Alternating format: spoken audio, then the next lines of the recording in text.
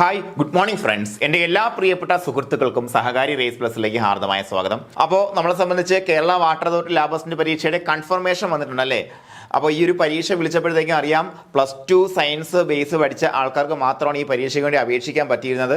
അപ്പോൾ അതിൻ്റെ കൺഫർമേഷൻ നിങ്ങൾ കൺഫർമേഷൻ്റെ ലിസ്റ്റിൽ നോക്കി എത്ര പേരുണ്ടെന്ന് നോക്കി നിങ്ങൾ ഞെട്ടേണ്ട ആവശ്യമില്ല. കാര്യം എന്നറിയാവോടാ, ഈ പരീക്ഷയെ സംബന്ധിച്ച് പറയുകയാണെന്നുണ്ടെങ്കിൽ ഏറ്റവും വലിയ അഡ്വാൻറ്റേജ് മത്സരം വളരെ വളരെ വളരെ താരതമ്യേന കുറഞ്ഞു പോയി എന്നുള്ളതാണ്. കുറഞ്ഞു കാരണം നമുക്ക് ഇതിനു മുന്നേ നടന്ന നമ്മുടെ ഡയറി ഫൈൻ ഇൻസ്ട്രക്ടർ പരീക്ഷയ്ക്ക് ഉണ്ടായിരുന്ന കാൻഡിഡേറ്റ്സ് അവർ തന്നെയാണ് പ്രധാനമായിട്ട് ഈ ഒരു മേഖലയിലോട്ട് വന്നിട്ടുള്ളത്. പക്ഷേ ഞാൻ നേരത്തെ എപ്പോഴും പറയുന്ന പോലെ നമ്മുടെ ക്ലർക്ക് LD ക്ലർക്ക് പരീക്ഷ വന്നപ്പോൾ ഇത് കൂടെ വന്നപ്പോഴത്തേക്കും ഇതെല്ലാണ്ട് ഒരുമിച്ച് വരുമ്പോൾ നമുക്ക് എൻ്റെ ഒരു താരതമ്യേന വളരെ വളരെ കുറഞ്ഞൊരു മത്സരമാണ് ഈ ഒരു മേഖലയിലുള്ളത്. അപ്പോൾ നമുക്ക് ഈ പരീക്ഷ വിളിച്ചപ്പോൾ തന്നെ ഇതിൻ്റെ സിലബസിനെ കുറിച്ച് എല്ലാവർക്കും വലിയ ആശങ്കയുണ്ടായിരുന്നു.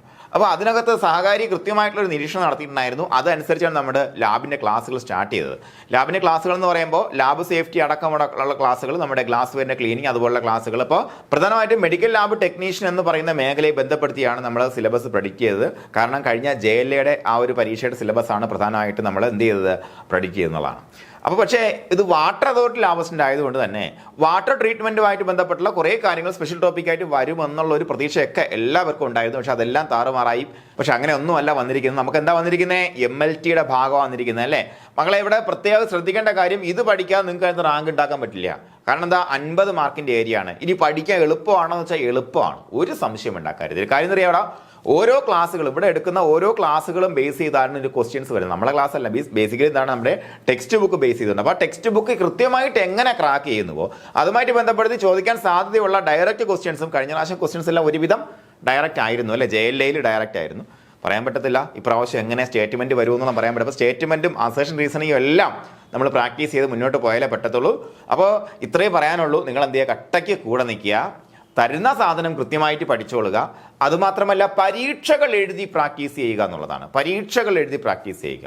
അപ്പോൾ എക്സാമിനേഷൻ എഴുതി പ്രാക്ടീസ് ചെയ്യുക എന്ന് പറയുമ്പോൾ അതിന് ഒരുപാട് ഇമ്പോർട്ടൻസ് ഉണ്ട് മക്കളെ. കാര്യം നമുക്ക് പുസ്തകം വായിച്ച് പഠിക്കാൻ ഞാൻ എപ്പോഴും പറയാറുണ്ട്, നമുക്ക് ഭയങ്കര ഇഷ്ടമാണ് അല്ലേ. പുസ്തകം വായിച്ച് പഠിക്കാൻ എല്ലാവർക്കും ഇഷ്ടമാണ്. കാര്യം എന്താ, പുസ്തകം തുറന്നു വെച്ചിട്ട് നമ്മളെല്ലാവരും സ്വപ്നം കാണാൻ നമുക്ക് കഴിയും അല്ലേ.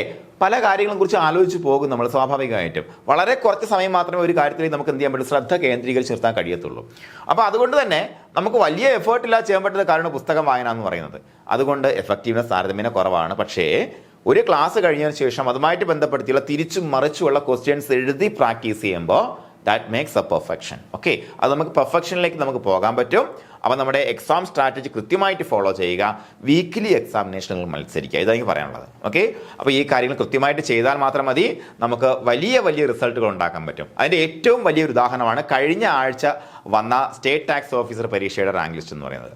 അപ്പോൾ സ്റ്റേറ്റ് ടാക്സ് ഓഫീസർ പരീക്ഷ റാങ്ക് ലിസ്റ്റ് എന്ന് പറയുമ്പോഴത്തേക്കും നമ്മുടെ ഇതിനു മുന്നേ നടന്ന പല പരീക്ഷകളും പോലെ തന്നെ റാങ്ക് ലിസ്റ്റ് ഒന്നടങ്കം സഹകാരി തൂത്തുവാരുന്നൊരു സാഹചര്യം ഉണ്ടായത്.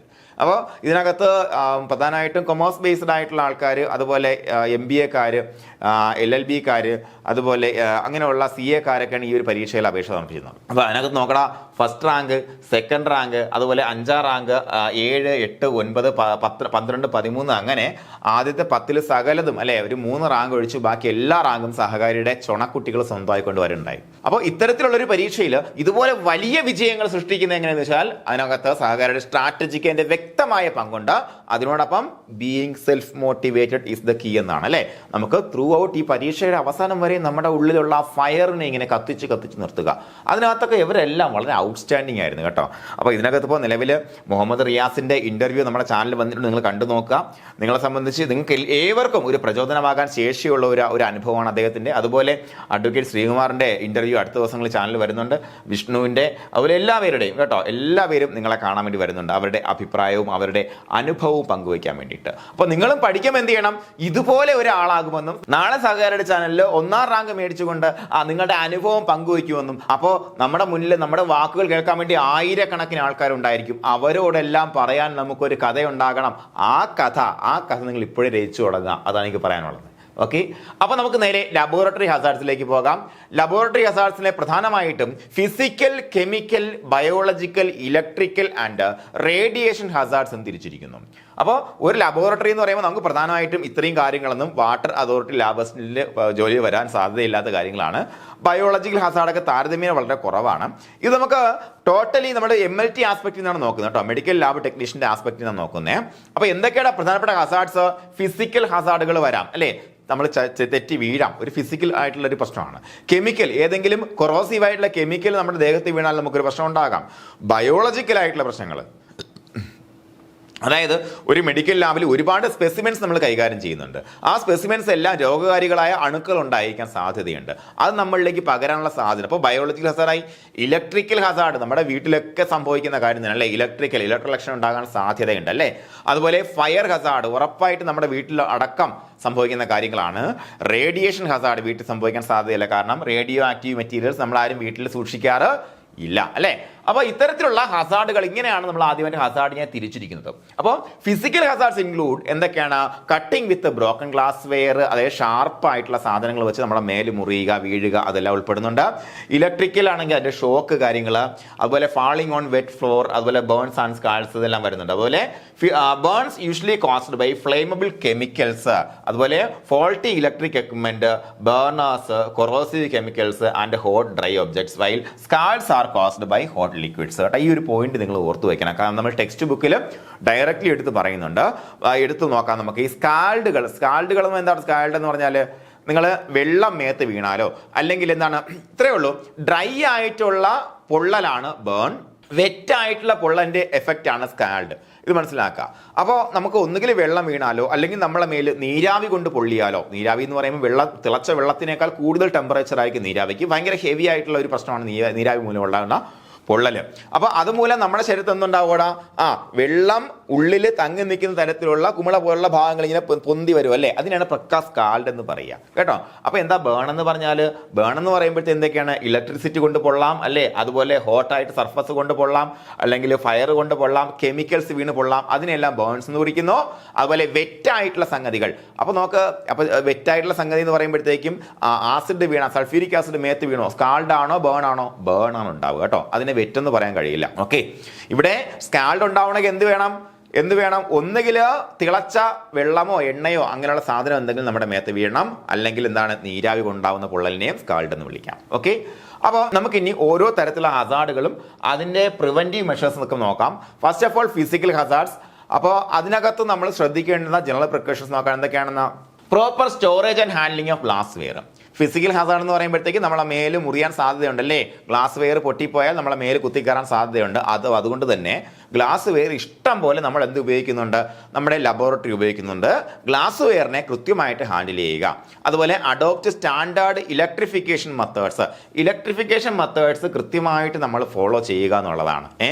അപ്പോൾ അതിനകത്ത് ഒരുപാട് സ്റ്റാൻഡേർഡ് മെത്തേഡ്സ് ഉണ്ട്. അപ്പോൾ ഉദാഹരണത്തിന് ഹോസ്പിറ്റൽ വയറിങ്ങിന് പ്രത്യേകമായിട്ടുള്ള സ്റ്റാൻഡേർഡ്സ് ഉണ്ട്, അതുപോലെ ലാബ് വയറിങ്ങിന് പ്രത്യേകമായ സ്റ്റാൻഡേർഡ്സ് ഉണ്ട്. ഓരോ നമ്മുടെ പവർ പോയിന്റുകൾ ഫിക്സ് ചെയ്യുന്നത് വരെ പ്രത്യേകമായ സ്റ്റാൻഡേർഡ്സ് ഉണ്ട്. അപ്പോൾ കൃത്യമായിട്ട് സ്റ്റാൻഡേർഡുകൾ മെയിൻറ്റെയിൻ ചെയ്തുകൊണ്ട് തന്നെ ഇലക്ട്രിഫിക്കേഷൻ ചെയ്യുക. അതുപോലെ proper storage and handling of കെമിക്കൽസിനെ കൃത്യമായിട്ട് സ്റ്റോർ ചെയ്യേണ്ട രീതിയിൽ തന്നെ സ്റ്റോർ ചെയ്യുക. അതുപോലെ എന്താണ്, നമുക്ക് ആസിഡോ അങ്ങനെയുള്ള ഏത് സാധനം ഹാൻഡിൽ ചെയ്യേണ്ടുന്നതിൻ്റെ രീതിയിൽ തന്നെ ഹാൻഡിൽ ചെയ്യുക. ആസിഡൊക്കെ നമുക്ക് ഒരു ടെസ്റ്റ് ട്യൂബിൽ നിന്നോ അല്ലെങ്കിൽ ഒരു പാത്രത്തിൽ നിന്നോ മറ്റൊരു പകരുന്നതിന് വ്യക്തമായിട്ടുള്ള വഴികളുണ്ട് കേട്ടോ. അപ്പോൾ അതുപോലെ proper handling and storage of chemicals, അതുപോലെ proper handling of lab equipments അല്ലെ, ഒരുപാട് എക്യുപ്മെന്റ്സ് നമുക്ക് ഓട്ടോക്ലേവ് പോലെയുള്ള ഒത്തിരി എക്യുപ്മെന്റ്സ് നമ്മൾ ലാബിൽ നമ്മൾ എന്ത് ചെയ്യുന്നുണ്ട്? യൂസ് ചെയ്യുന്നുണ്ട്. അതിനെ കൃത്യമായിട്ട് ഹാൻഡിൽ ചെയ്യുക. പ്രിവെന്റ് സ്പില്ലേജ് ഓഫ് ഫ്ലൂയിഡ്സ്, ചൂടുള്ള ഫ്ലൂയിഡ്സ് എന്താണ് സ്പില്ല് ചെയ്യുന്നത്, തെറിച്ചു പോകുന്നതിന് തടയുക. അതുപോലെ use coat chips to prevent violent boiling of liquids കേട്ടോ. ഇത് നിങ്ങൾ നോട്ട് ചെയ്ത് വെക്കണേ, കാരണം എന്നറിയണം, ഞാൻ നോട്ട് ചെയ്ത് വെക്കണം എന്നിടത്ത് ചോദ്യം ചോദിക്കും. അത് തിരുനാളത്തെ എക്സ്പീരിയൻസ് ആണ്, നിങ്ങൾ കൂട്ടിക്കോ കേട്ടോ. അപ്പോൾ coat chips to prevent violent boiling of liquids.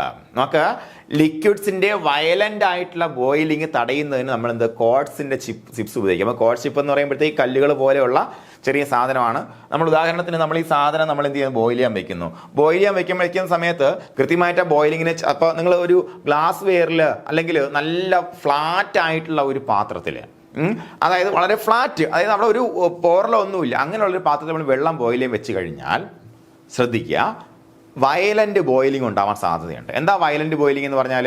കൃത്യമായിട്ട് നമുക്ക് നിങ്ങൾ ഒരു ചായപാത്രത്തിൽ വെള്ളം വെക്കുന്ന സമയത്ത് നമുക്ക് ബോയിലിംഗ് സ്റ്റാർട്ട് ചെയ്യുന്ന ചില പോയിന്റ്സ് നമുക്ക് കാണാൻ പറ്റും അല്ലേ? ചില സ്ഥലത്ത് ഇങ്ങനെ കുമ്പള ഇങ്ങനെ ഒരു വരി പോലെ ഇങ്ങനെ പോകുന്ന കാണാൻ പറ്റും.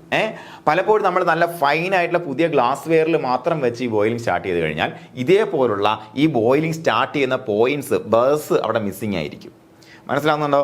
അപ്പോൾ അങ്ങനെ വരുമ്പോഴത്തേക്കും ഈ അടിയിൽ നിന്നും തിളച്ചു വരുന്ന ആ നീരാവിയാണല്ലോ മുകളിലോട്ട് പോകേണ്ടത്. അത് വലിയൊരു ഭാഗമായിട്ട് ആ നീരാവി മുകളിലോട്ട് വന്നാൽ എന്താണ്, ഇതിങ്ങനെ ഒരു വളരെ വയലന്റ് ആയിട്ടുള്ള റിയാക്ഷൻ അല്ല വയലന്റ് ആയിട്ടുള്ള ആക്ഷൻ ആയിരിക്കും ബോയിലിംഗ് വഴി ഉണ്ടാവുക.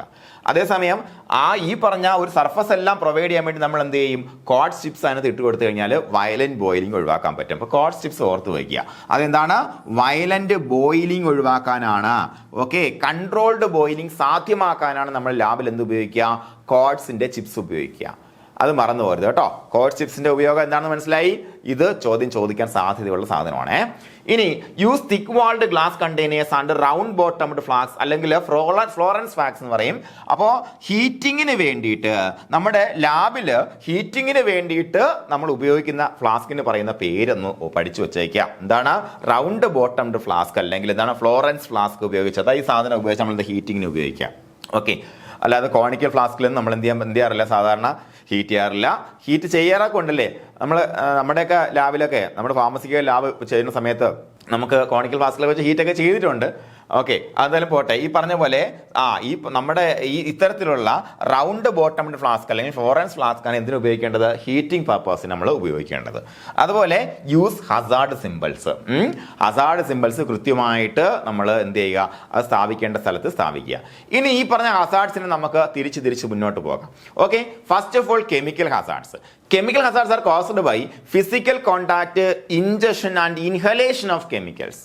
എങ്ങനെയൊക്കെടാ, ഒന്നുകിൽ ഈ പറഞ്ഞ കൊറോസീവായുള്ള കെമിക്കൽ നമ്മുടെ ഫിസിക്കൽ കോണ്ടാക്റ്റിൽ വരണം, അല്ലെന്നുണ്ടെങ്കിൽ നമ്മൾ ഒരുപക്ഷെ ആക്സിഡന്റലായിട്ട് ഈ സാധനം കെമിക്കൽ നമ്മുടെ ഉള്ളിൽ പോകണം, കഴിച്ചിറങ്ങി പോകണം. അതല്ലെന്നുണ്ടെങ്കിൽ ആക്സിഡന്റലായിട്ട് ഈ സാധനം നമ്മൾ ഇൻഹെയിൽ ചെയ്യണം അല്ലേ? ഇങ്ങനെയുള്ള സംഗതികളാണ് എന്ത്, കെമിക്കൽ ഹസാർഡിന് കാരണമാകുന്നത്. Okay, that leads to minor burns to even life threatening അല്ലേ? ചില ചെറിയ ബേണുകൾ മുതൽ ജീവൻ വരെ നഷ്ടപ്പെടാൻ സാധ്യതയുള്ള തരത്തിലുള്ള പ്രശ്നമാണ് എന്ത്, കെമിക്കൽ ഹസാർഡ്സ്. അപ്പോൾ അത്തരത്തിൽ എന്ന് പറയുമ്പോൾ നമുക്കറിയാം പലതരത്തിലുള്ള കെമിക്കൽസ് നമ്മൾ ലാബിൽ ഉപയോഗിക്കുന്നുണ്ട് അല്ലേ? ഒരുപാട് കെമിക്കൽസ്. ഇത്തരത്തിൽ ഒന്നുകിൽ ഫിസിക്കൽ കോണ്ടാക്റ്റിൽ വന്നാൽ പ്രശ്നം ഉണ്ടാകുന്ന സാധനം ഉണ്ടായിരിക്കും, ചിലപ്പോൾ കഴിച്ചാൽ പ്രശ്നം ഉണ്ടാകുന്ന സാധനം, ചിലപ്പോൾ ഇൻഹെയിൽ ചെയ്താൽ പോലും പ്രശ്നം ഉണ്ടാകുന്ന സാധനം ഉണ്ടായിരിക്കും. ഇത് നമ്മളെ സംബന്ധിച്ച് ലൈഫ് ത്രെട്ടനിങ് ആയിട്ട് മാറുന്ന സാധനമാണ്, മറന്നു പോകരുത്. അതുപോലെ അപ്പോൾ ജനറൽ പ്രിക്കോഷൻസ് ഇതൊന്നും അങ്ങനെ ചോദിക്കുന്ന സാധനം ഞാൻ പറഞ്ഞു തരുവേ.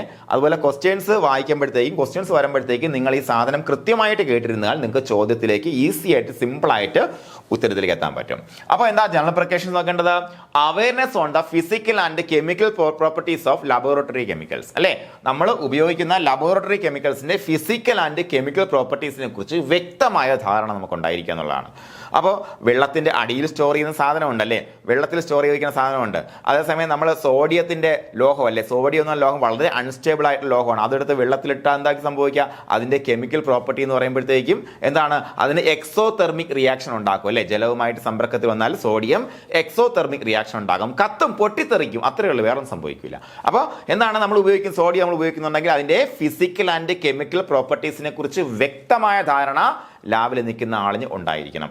രണ്ട്, പ്രോപ്പർ സ്റ്റോറേജ് ഓഫ് കെമിക്കൽസ്. നമ്മൾ കെമിക്കൽസ് എങ്ങനെ സ്റ്റോർ ചെയ്യണമോ അതെ, അല്ലെ എങ്ങനെ ഏതൊക്കെ രീതിയിൽ സ്റ്റോർ ചെയ്യണോ. ചിലപ്പോൾ നമുക്ക് എന്താണ് കറോസിനിൽ ഇട്ട് വയ്ക്കുന്ന കെമിക്കൽസ് ഉണ്ടായിരിക്കും അല്ലെ, എയറുമായിട്ട് കോണ്ടാക്ട് വരാൻ പാടില്ലാത്ത കെമിക്കൽസ് ഉണ്ടായിരിക്കും അല്ലെ, ഗ്ലാസ്സിൽ മാത്രം സൂക്ഷിക്കേണ്ട കെമിക്കൽസ് ഉണ്ടായിരിക്കും.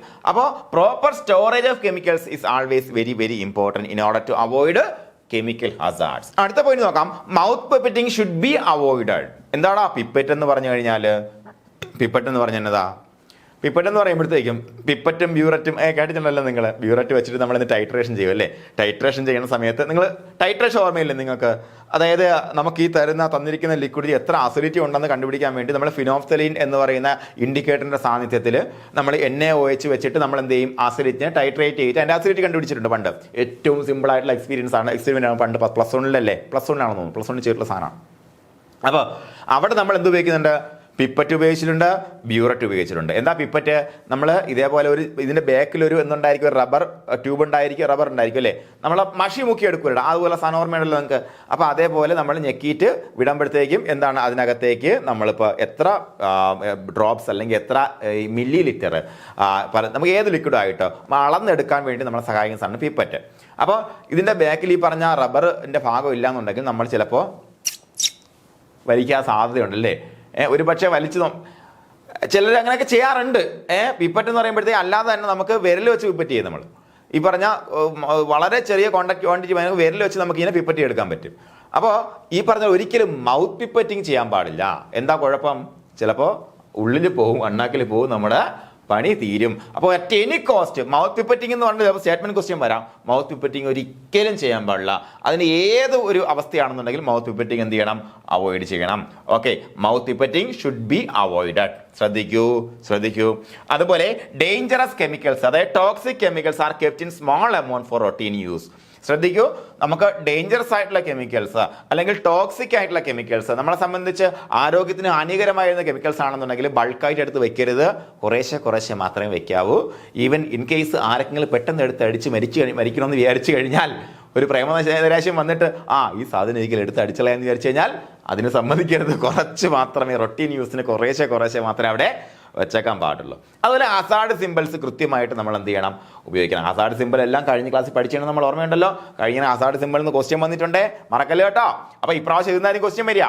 ഓക്കെ, അപ്പൊ നോക്കാം. ജനറൽ പ്രിക്കോഷൻ എന്താ മനസ്സിലായി? ഇതെല്ലാം നമുക്ക് പറഞ്ഞാൽ ഒരു പ്രാവശ്യം കേട്ടാൽ മനസ്സിലാക്കാൻ പറ്റുന്ന കാര്യങ്ങളേ ഉള്ളൂ. ഒരു റോക്കറ്റ് സയൻസും ഇല്ല, നമുക്ക് അറിയാൻ പറ്റാത്ത കാര്യങ്ങളൊന്നും ഇതിനകത്തില്ല, അല്ലേടാ? അപ്പൊ ഈ കാര്യങ്ങൾ ജസ്റ്റ് ഒന്ന് ഓർത്ത് വെച്ചാൽ മാത്രം മതി. ഇനി നമുക്ക് നോക്കാം ബയോളജിക്കൽ ഹസാർഡ്. എന്താ ബയോളജിക്കൽ ഹസാർഡ് എന്ന് പറഞ്ഞാൽ? ഞാൻ നേരത്തെ പറഞ്ഞു എന്താണ്?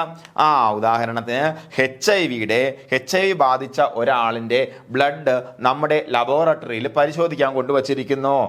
നമ്മൾ കൃത്യമായിട്ട് തന്നെ ഹാൻഡിൽ ചെയ്യൽ നമുക്ക് HIV വരാൻ സാധ്യതയില്ലേടാ മക്കളെ? ഉണ്ട് അല്ലേ? HIV മാത്രമല്ല, ഒരുപാട് അസുഖങ്ങൾ അതുപോലെ വരാൻ സാധ്യതയുണ്ട്. കോവിഡ്-19 എന്ന് പറയുമ്പോഴത്തേക്ക് എന്നതാ? കോവിഡ്-19 ഉണ്ടോ ഇല്ലയോ എന്ന് പരിശോധിക്കാൻ വേണ്ടിയിട്ടുള്ള PCR ടെസ്റ്റ് നടത്താൻ വേണ്ടിയിട്ട് എന്താ ചെയ്യുന്നത്? നമ്മുടെ സ്വാബ് എടുക്കുക ചെയ്യുന്നതല്ലേ? എന്തിനെ?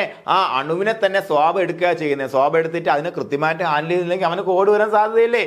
ഉറപ്പായിട്ട് വരാൻ സാധ്യതയുണ്ട്. അപ്പോൾ ബയോളജിക്കൽ ഹസാർഡ് വളരെ ഇമ്പോർട്ടൻ്റ് ആണ് ഒരു മെഡിക്കൽ ലബോറട്ടറി സംബന്ധിച്ചിടത്തോളം. These can caused by infectious agents like human immunodeficiency virus, HIV ഒരു ഉദാഹരണം, ഹെപ്പറ്റൈറ്റിസ് B വൈറസ് രണ്ടാമത്തെ ഉദാഹരണം, ഹെപ്പറ്റൈറ്റിസ് C വൈറസ് മൂന്നാമത്തെ ഉദാഹരണം, മൈക്കോബാക്ടീരിയം ട്യൂബർക്കുലോസിസ് TBയുടെ ട്യൂബർക്കുലോസിസ് ബാക്ടീരിയ നാലാമത്തെ ഉദാഹരണം, ഹെർപ്പിസ് സിംപ്ലക്സ് വൈറസ് അടുത്ത ഉദാഹരണം. അങ്ങനെ ഒരുപാടുണ്ട് അല്ലേ? അപ്പോൾ ഇത്തരത്തിലുള്ള സാധനങ്ങൾ കൊണ്ട് കണ്ടാമിനേറ്റ് ചെയ്തിട്ടുള്ള ഫുഡാവട്ടെ, ജലമാകട്ടെ, നീഡിൽ പ്രിക്സ് ആവട്ടെ, നീഡിലാവട്ടെ, അല്ലെങ്കിൽ കട്ടുകളാകട്ടെ, അല്ലേ, ലബോറട്ടറി അനിമൽ ബൈറ്റ്, അതും വളരെ ഇമ്പോർട്ടൻ്റ് ആണ്. ലബോറട്ടറി അനിമൽ ബൈറ്റ് എന്ന് പറയുമ്പോഴത്തേക്കും നമ്മൾ ലബോറട്ടറി അനിമൽസ് എന്ന് പറയുമ്പോൾ ഒത്തിരി, ഇപ്പോൾ ഗിനിപ്പന്നി പോലുള്ള അനിമൽസിനെല്ലാം നമ്മൾ ലബോറട്ടറി വളർത്താറുണ്ട്. വലിയ ലബോറട്ടറീസ്, ഹ്യൂമൻ ജീനോമൊക്കെ റിസർച്ച് ചെയ്യുന്ന ലബോറട്ടറീസിലാണെങ്കിൽ ചിലപ്പോൾ എന്താണ് എയ്പ്സിനെയൊക്കെ വളർത്താറുണ്ട്.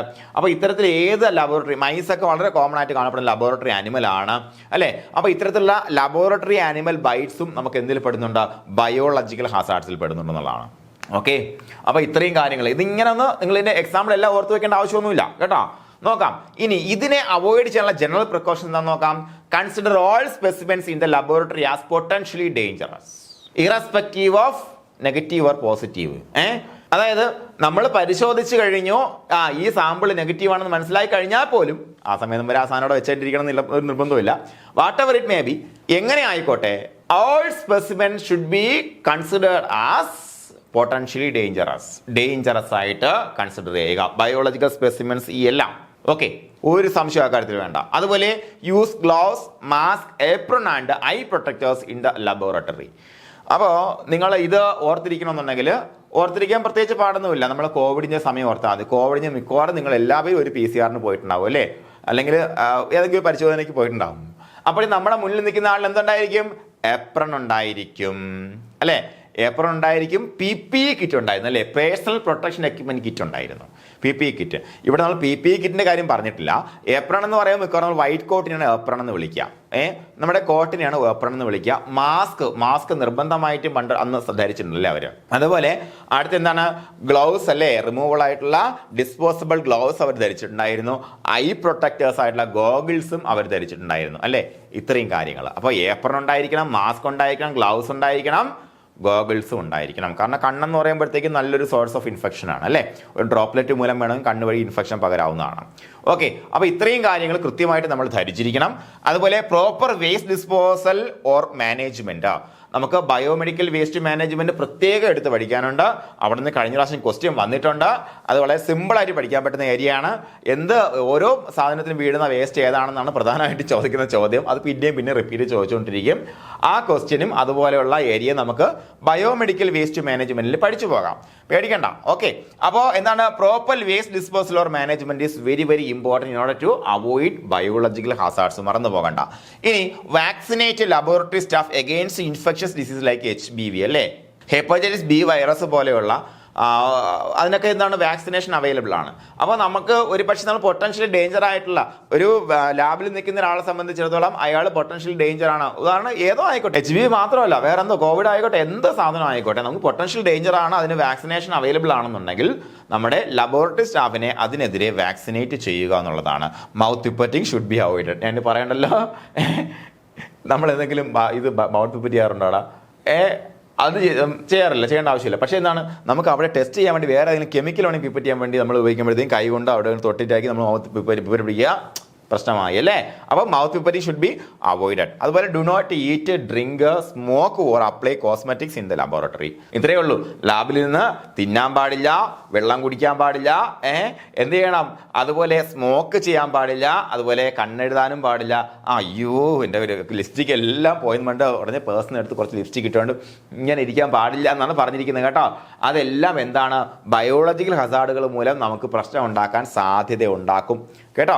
അതുപോലെ proper washing of hands after work, cleaning and disinfection of work bench on completion of work അല്ലേ. കൃത്യമായിട്ട് കൈ കഴുകുക എന്നുള്ളത് അല്ലേ, കൈ കഴുകുക വളരെ വളരെ ഇമ്പോർട്ടൻ്റ് ആണ്. നമ്മുടെ കയ്യിൽ പറ്റിപ്പിടിക്കുന്ന ഒരു 90%, 99 വേണമെന്ന് പറയാം, അത്രയും വൈറസിനെല്ലാം നശിപ്പിക്കാൻ നമ്മുടെ കൈ കഴുകുക എന്ന് പറഞ്ഞ പ്രോസസ്സിന് വളരെയധികം സാധ്യമാണ് അല്ലേ. അതാണ് നമ്മൾ SMS പ്രാക്ടീസ് ചെയ്യുന്നത്. എന്താണ്, സോപ്പ്, മാസ്ക് ആൻഡ് സാനിറ്റൈസർ. എവിടെയാടാ കോവിഡ് വന്ന സമയത്ത് നമ്മൾ SMS പ്രാക്ടീസ് ചെയ്യാൻ പറഞ്ഞാൽ ആദ്യം സോപ്പ് കൊണ്ട് എങ്ങനെ കഴുകാൻ പറ്റുമോ സോപ്പ് കൊണ്ട് കഴുകുക അല്ലേ, 7 മിനിറ്റ് കഴുകുക. ആ സമയത്ത് നമുക്ക് വൈറസിനെല്ലാം നശിപ്പിക്കാൻ കഴിയും. അപ്പോൾ കൃത്യമായിട്ട് കൈ കഴുകുക. അതുപോലെ എന്താണ്, നമ്മുടെ ഈ പറഞ്ഞ നമ്മുടെ വർക്ക് ബെഞ്ചെല്ലാം കൃത്യമായിട്ട് ക്ലീൻ ചെയ്തിടുക എന്നുള്ളതാണ് എടുത്തു പറയേണ്ട കാര്യങ്ങൾ. ബയോളജി ഹസാർഡിൽ എന്തൊക്കെ പെടും?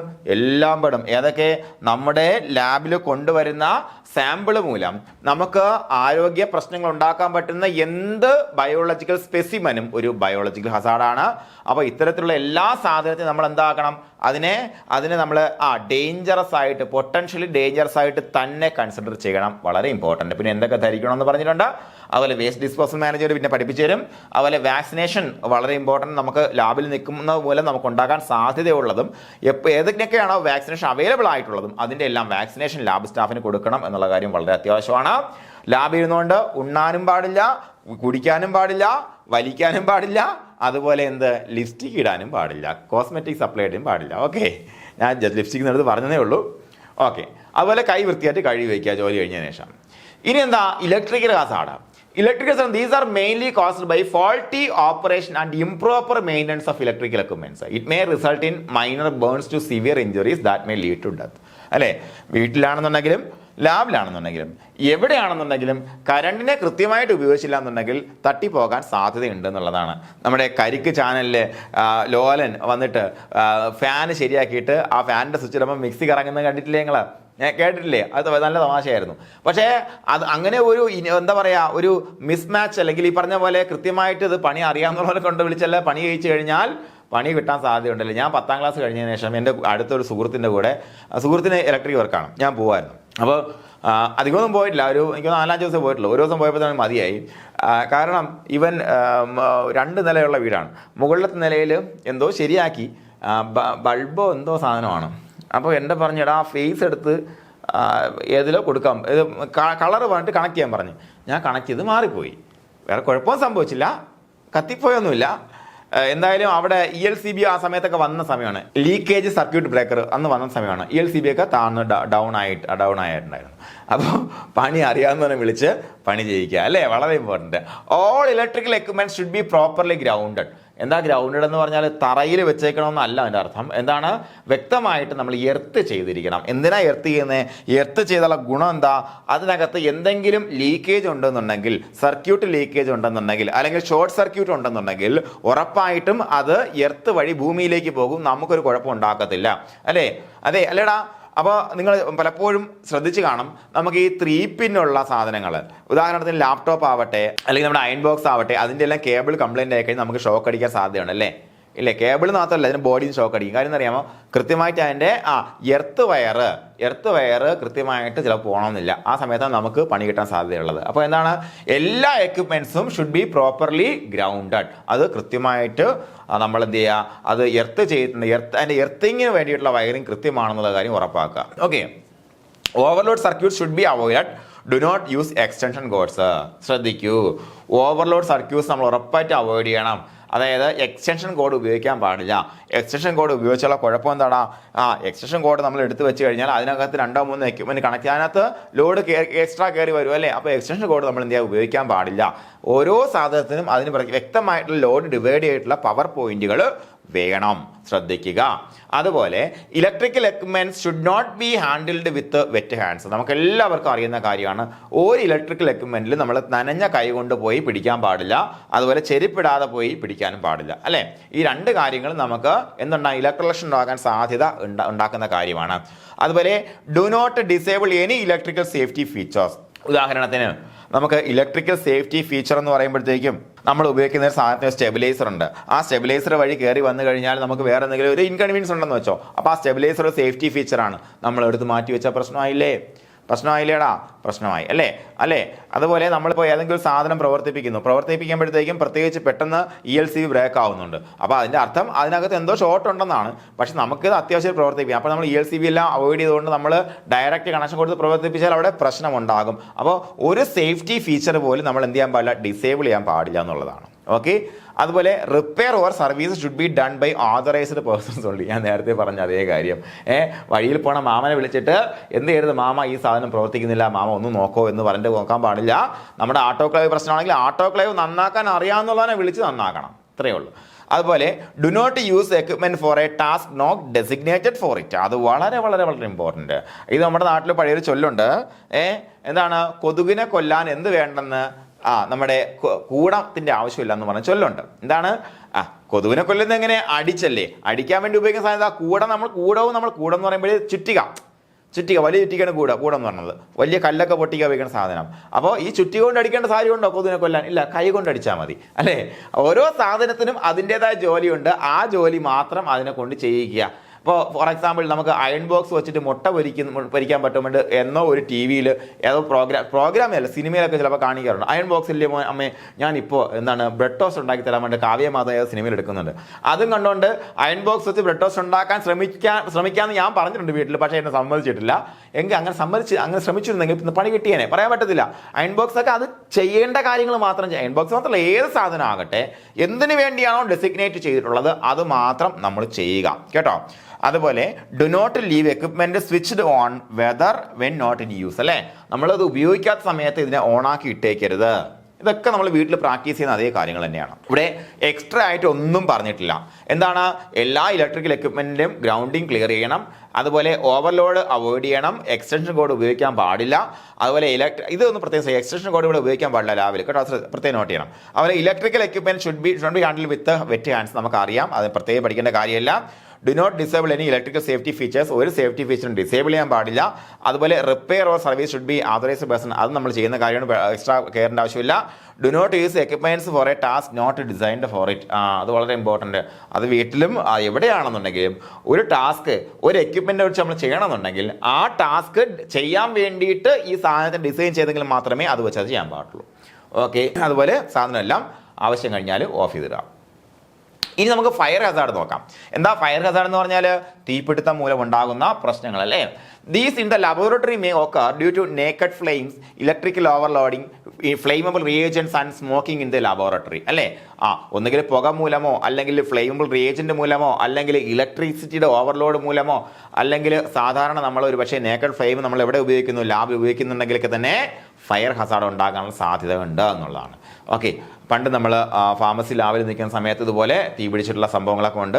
പക്ഷേ നമുക്ക് അവിടെ ഹോട്ട് പ്ലേറ്റ് ഉണ്ടായിരുന്നെങ്കിൽ കൂടിയും അന്ന് ഹോട്ട് പ്ലേറ്റ് വർക്കിംഗ് ആയിരുന്നില്ല. അതുകൊണ്ട് തന്നെ നമുക്ക് എല്ലാവരും ഓപ്പൺ ഫ്ലെയിമിലാണ് നമുക്ക് ഈ പറഞ്ഞ പോലെ പ്രിപ്പറേഷൻ എല്ലാം ചെയ്തിരുന്നത്. അങ്ങനെ പലപ്പോഴും പ്രശ്നങ്ങളൊക്കെ ഉണ്ടാകാം. ഓപ്പൺ ഫ്ലെയിം കഴിവതും അവോയ്ഡ് ചെയ്യുക എന്നുള്ളതാണ്. അതിനാണ് ഹോട്ട് പ്ലേറ്റ് നമുക്ക് എപ്പോഴും ലാബിൽ പ്രൊവൈഡ് ചെയ്യുന്നത്. നോക്കാം, general precautions to avoid fire hazards. ശ്രദ്ധിക്കൂ, വീട്ടിൽ നിങ്ങൾക്കും പ്രയോജനപ്പെടും. Instead of open flames use hot plates. വീട്ടിൽ ഹോട്ട് പ്ലേറ്റ് ഒന്നും ഇല്ലല്ലേ. ഓക്കെ, അപ്പോൾ ഓപ്പൺ ഫ്ലെയിമിന് പകരം എന്ത് ഉപയോഗിക്കുക? ഹോട്ട് പ്ലേറ്റ് ഉപയോഗിക്കുക എന്നുള്ളതാണ്. ഹോട്ട് പ്ലേറ്റ് എന്ന് പറയുമ്പോൾ ദാ ഇങ്ങനെ ഒരു സാധനം ഉണ്ടാവും. അതിനകത്ത് നമുക്ക് ഈ പറഞ്ഞ പോലെ ടെമ്പറേച്ചർ ലോഡെല്ലാം നമുക്ക് അഡ്ജസ്റ്റ് ചെയ്യാൻ പറ്റും. അവിടെ എന്തില്ല? എന്തില്ല മക്കളെ? അവിടെ ഫയർ ഇല്ല, തീയില്ല, തീജ്വാലയില്ല. ലൈക്ക് നമ്മുടെ എന്തുപോലെ, നമ്മുടെ ഇൻഡക്ഷൻ കുക്കർ പോലെ അല്ലേ. അന്ന് പണ്ട് കാലത്ത് ഇൻഡക്ഷൻ കുക്കറൊന്നും ഇല്ല. ഇൻഡക്ഷൻ കുക്കറിൽ എന്തില്ല? ഫയർ ഇല്ല, തീജ്വാലയില്ല അല്ലേ. ഇൻഡക്ഷൻ കുക്കർ ഉപയോഗിച്ചാൽ തീജ്വാല ഉണ്ടാകുന്നില്ല, അവിടെ ചൂട് മാത്രമേ ജനറേറ്റ് ചെയ്യുന്നുള്ളൂ. ഓക്കെ, അപ്പോൾ instead of open flames use hot plates അല്ലേ. അതുപോലെ store flammable and explosive chemicals properly. കത്താൻ സാധ്യതയുള്ളതും അതുപോലെ പൊട്ടിത്തെറിക്കാൻ സാധ്യതയുള്ളതുമായിട്ടുള്ള കെമിക്കൽസ് ഉണ്ട്, അതിനെ കൃത്യമായിട്ട് സ്റ്റോർ ചെയ്യുക എന്നുള്ളതാണ്. അതുപോലെ install fire extinguisher in the laboratory. All lab personnel should be known the location of the fire extinguisher and how to use it. Fire extinguisher നമ്മൾ കൃത്യമായിട്ട് ലാബിൽ ഇൻസ്റ്റാൾ ചെയ്തിരിക്കണം. ABC ടൈപ്പ് ഫയർ എക്സ്റ്റിംഗ്വിഷർ തന്നെ install ചെയ്തിരിക്കണം. A type fire ആവട്ടെ, B type fire ആവട്ടെ, C type fire ആവട്ടെ, ഈ 3 ടൈപ്പ് ഫയറിനെയും എക്സ്റ്റിംഗ്വിഷ് ചെയ്യാൻ ശേഷിയുള്ള സാധനമാണ് എന്ത്? ABC fire extinguisher. അത് നമ്മൾ ഇൻസ്റ്റാൾ ചെയ്തിരിക്കണം. മാത്രമല്ല അവിടെ വെച്ചാൽ മാത്രം പോരാ, അത് എങ്ങനെ ഉപയോഗിക്കണമെന്ന് എല്ലാവർക്കും ട്രെയിനിങ്ങും കൊടുത്തിരിക്കണം. അതുപോലെ in case of fire escape through fire exit route. എന്തിനാ ഈ ഫയർ എക്സിറ്റ് എന്ന് പറയുന്നത്? നമ്മൾ ഈ ഹോസ്പിറ്റലിലേക്ക് പോകുമ്പോൾ ഫയർ എക്സിറ്റ് എന്ന് പറഞ്ഞൊരു സ്ഥലത്ത് എഴുതിയത് ഫയർ എക്സിറ്റ്. ഞാൻ പണ്ട് ഇതിന് എന്തുകൊണ്ടാണ് ഈ ഫയർ എക്സിറ്റ്? തീ വഴിയോ? ഞാൻ ആലോചിച്ചിട്ടുണ്ട്. പിന്നെയാണ് മനസ്സിലായത് ഒരു ഫയർ സേഫ്റ്റി മെഷറാണ്. എവിടെയെങ്കിലും ഫയർ ഉണ്ടായിക്കഴിഞ്ഞാൽ നമ്മൾ ഈ വഴി മാത്രമേ ഓടാൻ പാടുള്ളൂ. അതിന് കൃത്യമായിട്ടുള്ളൊരു പാറ്റേൺ ഉണ്ടായിരിക്കും. കാരണം ഫയർ ഒരു പക്ഷേ ഉണ്ടാകാൻ സാധ്യത ഉണ്ടെങ്കിൽ കൂടിയും നമുക്ക് അതിന് എളുപ്പം പുറത്ത് കടക്കാനും അതുപോലെ ഒരുപാട് കാര്യങ്ങൾ കൺസിഡർ ചെയ്തിട്ടാണ് ഫയർ എക്സിറ്റ് തീരുമാനിക്കുന്നത്. അപ്പോൾ ഫയർ ഉണ്ടായാൽ നമ്മൾ എന്ത് ഉപയോഗിക്കണം? ഫയർ എക്സിറ്റ് റൂട്ട് തന്നെ ഉപയോഗിച്ച് പുറത്തോട്ട്. വേറെ ഉള്ള കണ്ണി കണ്ട വഴിയൊക്കെ ഓടിക്കഴിഞ്ഞാൽ പണി പാളും. അത്രേ പറയാനുള്ളൂ. ഓക്കെ, അപ്പോൾ എന്താണ് ഫയർ ഹസാർഡ്സ്? നോക്കാം. പല കാരണം കൊണ്ട് നമുക്ക് ഈ പ്രശ്നങ്ങൾ ഉണ്ടാവാം. എന്തൊക്കെയാണ് കാരണം? നേക്കഡ് ഫ്ലെയിം മൂലം ഉണ്ടാകാം, ഇലക്ട്രിക്കൽ ഓവർലോഡിംഗ് മൂലം ഉണ്ടാകാം, ഫ്ലെയിമബിൾ റീജിയൻ മൂലം ഉണ്ടാകാം, സ്മോക്കിംഗ് മൂലം ഉണ്ടാകാം. ഇനി നോക്കാം എന്താ ജനറൽ പ്രിക്കോഷൻസ്. ഓപ്പൺ ഫ്ലെയിംസിന് പകരം ഹോട്ട് പ്ലേറ്റ് ഉപയോഗിക്കുക. അതുപോലെ ഫ്ലെയിമബിൾ ആയിട്ടുള്ള എക്സ്പ്ലോസീവ് കെമിക്കൽസിനെല്ലാം നമ്മൾ കൃത്യമായി സ്റ്റോർ ചെയ്യുക. അതുപോലെ ഫയർ എക്സ്റ്റിംഗ്വിഷർ ഇൻസ്റ്റാൾ ചെയ്യുക, ആൾക്കാരെ പഠിപ്പിച്ചു കൊടുക്കുക. അതുപോലെ ഫയർ ഉണ്ടായിക്കഴിഞ്ഞാൽ ഫയർ എക്സിറ്റ് വഴി ഓടുക അല്ലേ. അപ്പോൾ എന്താ ഫയർ എക്സ്റ്റിംഗ്വിഷർ? നമുക്ക് നോക്കാം. കണ്ടില്ലേ, ഈ സാധനമാണ് ഫയർ എക്സ്റ്റിംഗ്വിഷർ. അപ്പോൾ നോക്കാം. A fire extinguisher is a fire protection device use to control small fires in emergency situation. കേട്ടോ, ഇതൊരു എമർജൻസി സിറ്റുവേഷൻ്റെ ഒരു ഡെമോയാണ്. അപ്പോൾ അദ്ദേഹം ഡെമോ കാണിച്ചു കൊടുക്കുകയാണ്. അപ്പോൾ പെട്ടെന്ന് ഒരു സ്ഥലത്ത് ഫയർ കണ്ടു, ഫയർ പെട്ടെന്ന് കെടുത്താൻ വേണ്ടി ഉപയോഗിക്കാൻ പറ്റുന്ന സാധനം ഇതാണ്. ചെറിയ സിറ്റുവേഷനിൽ എമർജൻസി ആയിട്ട് ഉപയോഗിക്കാൻ പറ്റുന്ന സാധനമാണ് ഈ പറഞ്ഞ ഫയർ എക്സ്റ്റിംഗ്വിഷർ. കേട്ടോ, typically fire extinguisher consist of a hand held cylindrical pressure vessel containing agents which can be discharge to distinguish a fire. സാധാരണ ഇത്തരത്തിലുള്ളൊരു പ്രഷറൈസ്ഡ് സിലിണ്ടറിനകത്ത് സാധനങ്ങൾ നിറച്ചു വെച്ചിരിക്കും. പല സാധനങ്ങളുണ്ട് കേട്ടോ. അപ്പോൾ നമ്മൾ പല സാധനങ്ങളുണ്ട് ഫയർ കെടുത്താനായിട്ട്. വെള്ളമല്ല അതിനകത്ത് മനസ്സിലാക്കാം. ഓക്കെ, വെള്ളത്തിന് എല്ലാ ഫയറിനെ കെടുത്താൻ കഴിയത്തില്ല, അതിന് പല കാരണങ്ങളുണ്ട്. അതുപോലെ different fire extinguishers are now available for managing different class of fire. Fire extinguishers for ABC type fires are commonly used in laboratories. ഇത് ചോദിക്കും കേട്ടോ. എന്താണ് ലബോറട്ടറീസിൽ ഉപയോഗിക്കുന്ന ടൈപ്പ് ഏതാണ്? ABC ടൈപ്പ് ഫയർ എക്സ്റ്റിംഗ്വിഷർ ആണ് ലാബിൽ ഉപയോഗിക്കുക. ഇമ്പോർട്ടൻ്റ് ആണ്, ചോദിക്കാൻ സാധ്യതയുള്ള ക്വസ്റ്റ്യൻ ആണ് കേട്ടോ. ഇനി നമുക്ക് 3 ക്ലാസ് ഫയർ എങ്ങനെയാണെന്ന് നോക്കാം. ക്ലാസ് A ഫയർ എന്ന് പറഞ്ഞു കഴിഞ്ഞാൽ these are fires that involve ordinary combustible material such as wood, paper, cloth, rubber and certain plastics. ഇതാണ് ക്ലാസ് A ഫയർ എന്ന് പറഞ്ഞാൽ. ABC എന്ന് പറയുമ്പോഴത്തേക്ക് എന്താണെന്ന് മനസ്സിലാക്കിയിരിക്കേണ്ടത്. ക്ലാസ് A ഫയർ എന്ന് പറഞ്ഞാൽ എന്നതാ? നമുക്ക് തുണിയിൽ തീ പിടിച്ചു, തുണിയിൽ നമ്മൾ തീ കാണിച്ചാൽ തീ പിടിക്കും, നോർമൽ. പ്ലാസ്റ്റിക്കിൽ തീ പിടിച്ചു, പ്ലാസ്റ്റിക്കിൽ നമ്മൾ തീ കാണിച്ചാൽ തീ പിടിക്കും, നോർമൽ. വുഡിൽ തീ പിടിച്ചു, വുഡിൽ നമ്മൾ കുറച്ച് നേരം ഇങ്ങനെ പിടിച്ചാൽ തീ പിടിക്കും, നോർമൽ അല്ലേ. അങ്ങനെ നോർമലി കത്തുന്ന സാധനങ്ങളിൽ തീ പിടിക്കുമ്പോൾ ഉണ്ടാകുന്ന ആ ടൈപ്പ് ഓഫ് ഫയർ നമ്മൾ ക്ലാസ് A ഫയർ എന്ന് പറയുക. അത് അണയ്ക്കാൻ വെള്ളം ധാരാളം മതിയാവും. ഓക്കെ അല്ലേ. അപ്പോൾ റബ്ബർ അങ്ങനെയുള്ള സാധനങ്ങൾ തുണിയിലൊക്കെ പിടിച്ചാൽ നമുക്ക് വെള്ളം ഒഴിച്ചാൽ മതി. Class A fire. അപ്പോൾ ക്ലാസ് ബി ഫയർ എന്താ? These fires involve flammable or combustible liquid such as gasoline, kerosene, grease and oil. കണ്ടോ, ഇതെന്ന് പറയുമ്പോഴത്തേക്കും കത്തുന്നതിനോടൊപ്പം അല്ലേ കുറച്ച് പവറായിട്ട് കത്തും അല്ലേ. ജസ്റ്റ് നമ്മൾ കത്തിക്കാനൊന്നും നോക്കണ്ട, തീ അങ്ങോട്ട് ഇട്ട് കൊടുത്താൽ മതി, ആളിപ്പടരും അല്ലേ. എങ്ങനെ?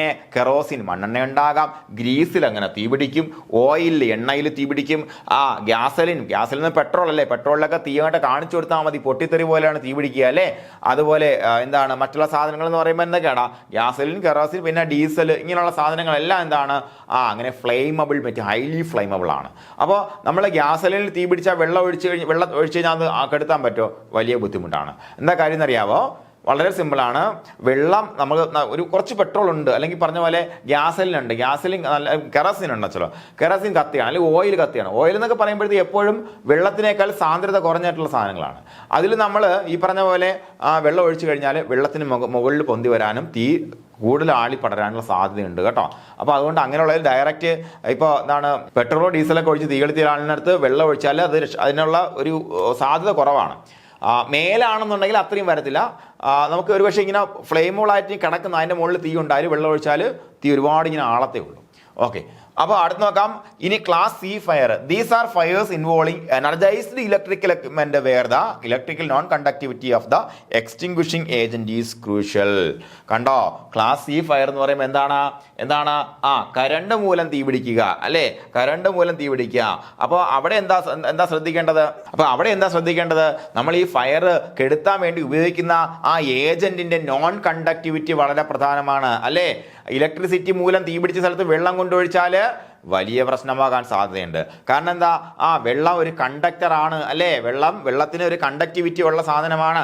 അതുപോലെ നമ്മൾ വേറെ എന്തെങ്കിലും ഏജന്റാണ് ഉപയോഗിക്കുക, അതെന്താണ്? ഇലക്ട്രിക്കൽ കണ്ടക്ടിവിറ്റി ഉണ്ടാകാൻ പാടില്ല. അങ്ങനെയുള്ള സാധനം ഉപയോഗിച്ച ക്ലാസ് സി ഫയർ കെടുത്താൻ പാടുള്ളൂ. അപ്പോൾ നമ്മൾ ഈ പറഞ്ഞ ABC ടൈപ്പ് ഫയർ എക്സ്റ്റിംഗ്വിഷറിൽ ഉപയോഗിക്കുന്ന പ്രധാനപ്പെട്ട സാധനം മോണോ അമോണിയം ഫോസ്ഫേറ്റ് എന്ന് പറയുന്ന സാധനമാണ് എക്സ്റ്റിംഗ്വിഷിംഗ് ഏജന്റായിട്ട് സാധാരണ ഉപയോഗിക്കാറുള്ളതും. വേണമെങ്കിൽ ചോദിക്കാൻ കൊള്ളാവുന്ന ക്വസ്റ്റ്യൻ ആണ്, പുസ്തകത്തിൽ ഇല്ലാത്ത പോയിന്റാണ്, ഞാൻ അന്ന് എടുത്ത് വെച്ചാണ് കേട്ടോ. മോണോ അമോണിയം ഫോസ്ഫേറ്റ് ആണ് സാധാരണ ഈ പറഞ്ഞ ABC ടൈപ്പ് എക്സ്റ്റിംഗ്വിഷറുകളിൽ ഉപയോഗിക്കുന്ന സാധനം. ഓക്കെയാണ് പറഞ്ഞത്? ഓക്കെ അല്ലേ പിള്ളേരെ? ഓക്കെ ആണെന്ന് കരുതുന്നു. പവർ അല്ലേ? പവറാണ്. ഓക്കെ, ഇനി നമുക്ക് നോക്കാം റേഡിയേഷൻ ഹസാർഡ്സ്. റേഡിയേഷൻ എന്ന് പറയുമ്പോൾ നമുക്കറിയാം എന്താണ്? റേഡിയോ ആക്ടിവിറ്റി മൂലം ഉണ്ടാകുന്ന പ്രശ്നം അല്ലേ. റേഡിയോ ആക്ടിവിറ്റി എന്ന് പറയുമ്പോഴത്തേക്ക് അതിനെക്കുറിച്ച് ഞാൻ കൂടുതലൊന്നും പറയുന്നില്ല. റേഡിയോ ആക്ടിവിറ്റിയുടെ പിതാവും മാതാവൊക്കെ നിങ്ങളൊന്ന് നോക്കി വെച്ചാൽ എന്താ റേഡിയോ ആക്ടിവിറ്റി എന്ന് പറഞ്ഞാൽ? റേഡിയോ ആക്ടിവിറ്റി എന്ന് പറയുമ്പോഴത്തേക്കും റേഡിയോ കിരണങ്ങൾ പുറപ്പെടുവിക്കാനുള്ള ഒരു ശേഷി, ഒരു ആറ്റത്തിൻ്റെ ശേഷി, അതാണ്. പല റേഡിയോ ആക്റ്റീവ് ആയിട്ടുള്ള പല സാധനങ്ങളും നമ്മളെ സംബന്ധിച്ച് നമുക്ക് ക്യാൻസർ പോലെയുള്ള വലിയ വലിയ പ്രശ്നങ്ങൾ ഉണ്ടാക്കാൻ സാധ്യതയുള്ള കെമിക്കൽസ് ആണെന്ന് നിങ്ങൾക്ക് അറിയാം അല്ലേ. റേഡിയോ ആക്ടിവിറ്റി നിങ്ങൾക്ക് അറിയാമല്ലോ. ഹിരോഷിമയിൽ നാഗസാക്കിയിൽ നമ്മൾ എന്താ പൊട്ടിച്ചേ? ആറ്റം ബോംബല്ലേ, അണുബോംബ്. റേഡിയോ ആക്റ്റീവ് ആയിട്ടുള്ള പ്രശ്നങ്ങളാണ് പിന്നെ അതിനുശേഷം ഉണ്ടായിട്ടുള്ളത് അല്ലേ. അത് നമുക്ക് അറിയാവുന്ന കാര്യങ്ങളാണ്. അപ്പോൾ റേഡിയേഷൻ ഉണ്ടാക്കാം. നോക്കാം. These are caused by improper handling of radioactive chemicals. Various analytical procedures like RIA, radio immunoassay, demand use of radioactive substances in the laboratory. അതുപോലെ X-ray units and other nuclear medicine procedures also cause radiation hazards.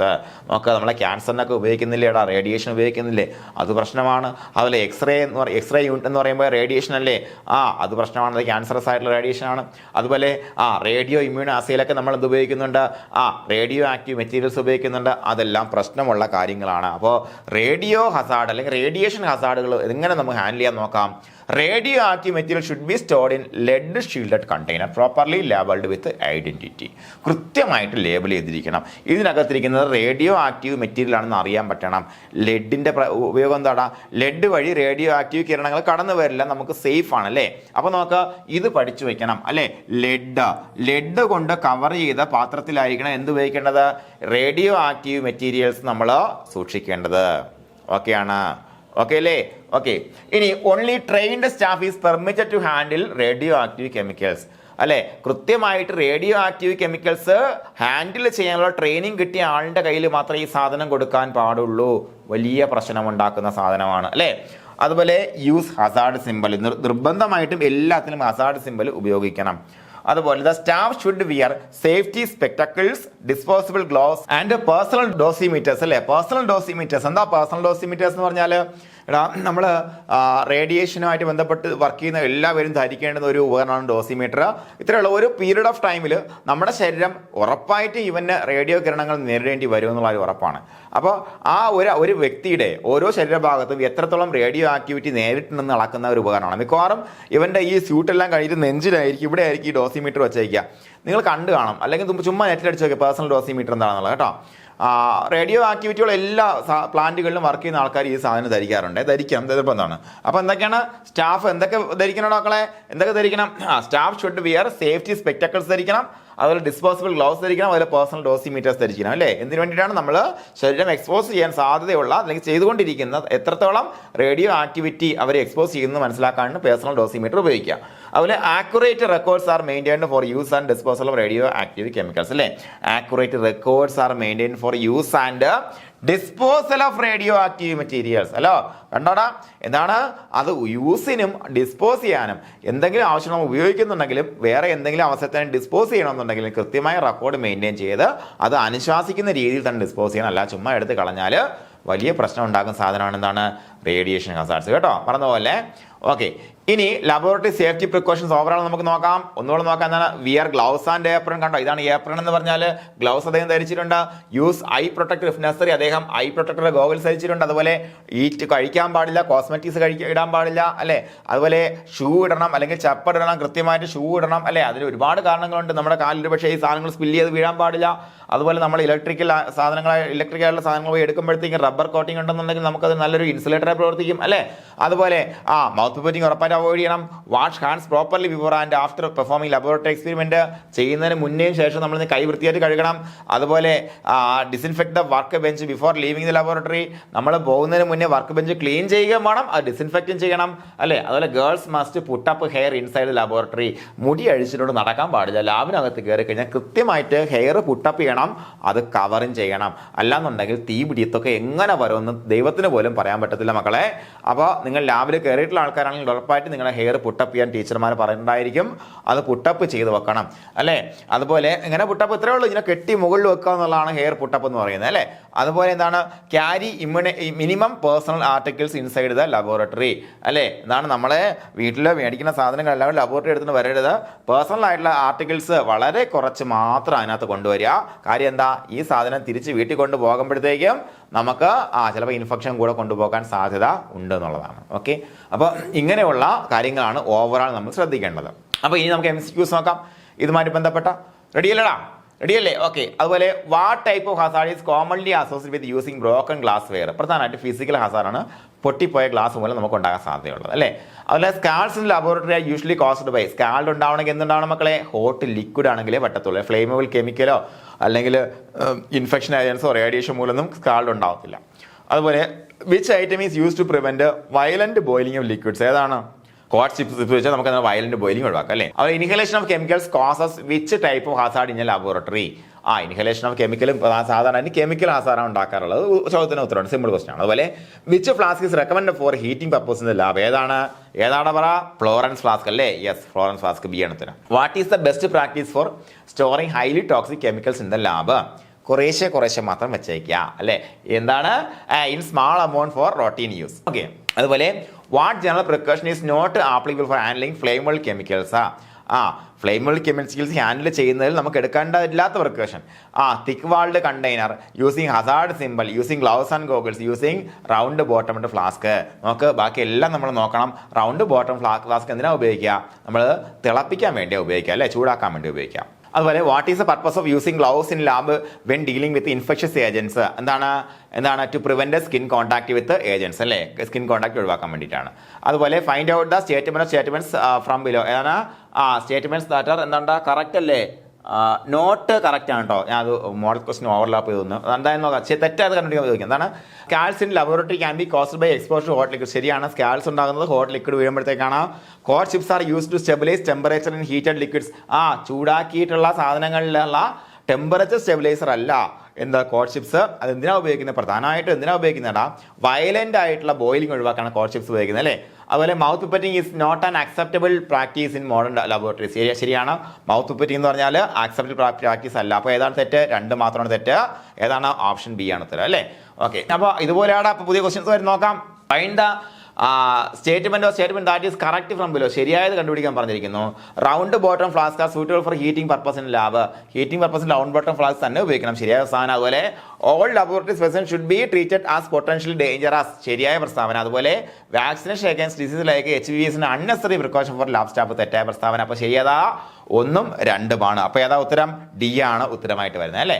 Okay, അതുപോലെ നോക്കാം. What should be done to all electrical equipment lab. എന്താണ്? Should be wet അല്ല properly grounded അല്ലേ. കൃത്യമായിട്ട് അതിനെ ground ചെയ്തിരിക്കണം. അതുപോലെ which of the following is a major cause of electrical hazard. Electrical hazard നോക്കാം. യൂസിങ് പ്രോപ്പർലി ഗ്രൗണ്ട് അതല്ല, faulty operation and improper maintenance. ശരിയാണല്ലേ. അത്രയേ ഉള്ളൂ. അതാണ് faulty operation and improper maintenance ഉണ്ടെങ്കിൽ അത് കൃത്യമായിട്ട് ഇലക്ട്രിക് ഹസാർഡ് ഉണ്ടാക്കാൻ സാധ്യതയുണ്ട്. അതുപോലെ which is a general precaution against fire Hazard. Open flame ഉപയോഗിക്കാൻ പാടില്ല. അതല്ലേ അവിടെ തെറ്റാണ്. അതുപോലെ അവോയ്ഡ് യൂസിങ് ഫയർ എക്സ്റ്റിംഗ്വിഷേഴ്സ്. അത് തെറ്റാണ്. Use hot plates instead of open flames അല്ലേ. ഹോട്ട് പ്ലേറ്റ് ഉപയോഗിച്ച് കഴിഞ്ഞാൽ നമുക്ക് എന്താണ് ഈ പറഞ്ഞ ഹസാർഡ് നമുക്ക് ഒഴിവാക്കാൻ പറ്റും. അതുപോലെ what type of fire extinguisher is commonly used in laboratories. ABC ടൈപ്പാണ് നമ്മൾ സാധാരണ ഉപയോഗിക്കുന്നത് അല്ലേ. അതുപോലെ handling electrical equipment with wet hands will എന്താണ് increase risk of electrical shock അല്ലേ. യെസ്. അതുപോലെ which of the following should not be worn when handling electrical equipment. എന്താണ്? വെറ്റ് ഗ്ലൗസ്, നനഞ്ഞ ഗ്ലൗസ് ധരിക്കാൻ പാടില്ല. നനഞ്ഞ സാധനം നമ്മൾ ധരിക്കാൻ പാടില്ല അല്ലേ. അതുപോലെ the use of hazard symbol is primarily four decoration ആണോ? ഐഡന്റിഫൈങ് റിസ്ക് അല്ലേ. കൃത്യമായിട്ട് റിസ്ക് ഐഡന്റിഫൈ ആണ് നമ്മൾ എന്ത് ഉപയോഗിക്കാം? ഹസാർഡ് സിംബൽ ഉപയോഗിക്കാം. അസോഷൻ നോക്കാം. All electrical equipments in the lab should be properly grounded. Reason proper grounding of electrical equipments makes it easy to handle them without falling over. തെറ്റായ റീസൺ ആണല്ലേ. ഗ്രൗണ്ടിങ് എന്ന് പറയുമ്പോഴത്തേക്ക് നമുക്ക് ഒരു പക്ഷേ സാധാരണ എന്താ ഗ്രൗണ്ടിങ് എന്ന് അറിഞ്ഞില്ല എന്നുണ്ടെങ്കിൽ നമ്മൾ കൃത്യമായിട്ട് ഇത് റീസൺ ശരിയാണെന്ന് എഴുതാൻ സാധ്യതയുണ്ട്. അപ്പോൾ എന്താ? Only assertion is correct and reason is wrong അല്ലേ. ഗ്രൗണ്ടിങ് ചെയ്യുന്നത് എന്തിനാണ്? കൃത്യമായിട്ട് ഓവർലോഡ് വന്നു കഴിഞ്ഞാൽ ഗ്രൗണ്ടായി പോകാൻ വേണ്ടിയിട്ടാണ് ഗ്രൗണ്ടിങ് ചെയ്യുന്നത്. അപ്പോൾ സി ആണ് ഉത്തരം. ഇനി നോക്കാം. Code chips are used in laboratory in order to make എന്തിനാണ്? പ്രിവെന്റ് എന്താണ്? കൺട്രോൾഡ് ബോയിലിംഗ് ഓഫ് ലിക്വിഡ്സ് അല്ലേ. കൺട്രോൾഡ് ബോയിലിംഗ് ഓഫ് ലിക്വിഡ്സ് ആണ്. അപ്പോൾ എന്താണ്? എ ആണ് അതിൻ്റെ ഉത്തരമായിട്ട് വരുന്നത് അല്ലേ. എ. ഓക്കെ. അപ്പോൾ അതുപോലെ in laboratory we shall use hot plate in order to എന്താണ്? To avoid open flame while heating അല്ലേ. ബി ആണ് ഉത്തരമായിട്ട് വരുന്നത്. അതുപോലെ റേഡിയോ ആക്റ്റീവ് മെറ്റീരിയൽസിൻ്റെ laboratory should be stored in എങ്ങനെ? ലെഡ് ഷീൽഡ് കണ്ടെയ്നറിലാണ് നമ്മൾ റേഡിയോ ആക്റ്റീവ് മെറ്റീരിയൽസ് സൂക്ഷിക്കേണ്ടത്. എ ആണ് ഉത്തരം. ഓക്കെ. അപ്പോൾ ഇങ്ങനെയാണ് മക്കളെ ചോദ്യങ്ങളെല്ലാം വരിക. അപ്പോൾ ഈ ചോദ്യങ്ങൾ നമ്മൾ എന്ത് ചെയ്യണം? ആൻസർ ചെയ്ത് പഠിക്കണം. ആൻസർ ചെയ്ത് പഠിച്ചിട്ടേ കാര്യമുള്ളൂ. അത് നമ്മളിപ്പോൾ കാക്കുമ്പോൾ നമുക്ക് എല്ലാം ഓർമ്മയുണ്ടാവും. ഈ ക്ലാസ് കഴിഞ്ഞിട്ട് എന്ത് ചെയ്യണം? പരീക്ഷ കൃത്യമായിട്ട് എഴുതണം. അതുപോലെ വീക്കിലി എക്സാമിനേഷൻ കൃത്യമായിട്ട് എഴുതണം. വീക്കിലി എക്സാമിനേഷൻ സ്കോർ ചെയ്താൽ മാത്രം മതി. 90ക്ക് 95 ഇടയ്ക്ക് മാത്രം സ്കോർ ചെയ്താൽ മതി. നിങ്ങൾ ഈ വരുന്ന കേരള വാട്ടർ അതോറിറ്റി ലാബോറട്ടറി പരീക്ഷയുടെ ആദ്യ റാങ്കിൽ ഉണ്ടായിരിക്കും. ആദ്യ റാങ്കിൽ വന്നാൽ മാത്രം പോരാ, നമുക്ക് നേരിട്ട് കാണണം. നിങ്ങളുടെ എക്സ്പീരിയൻസ് ഈ ലോകത്തിന് മാതൃകയാക്കുന്ന തരത്തിൽ തന്നെ നിങ്ങൾ ഇപ്പോഴേ പഠിച്ചു തുടങ്ങുക. അപ്പോൾ എല്ലാവർക്കും അഡ്വാൻസ്ഡ് ആയിട്ട് വിജയാശംസ നേരുകയാണ്. Thank you.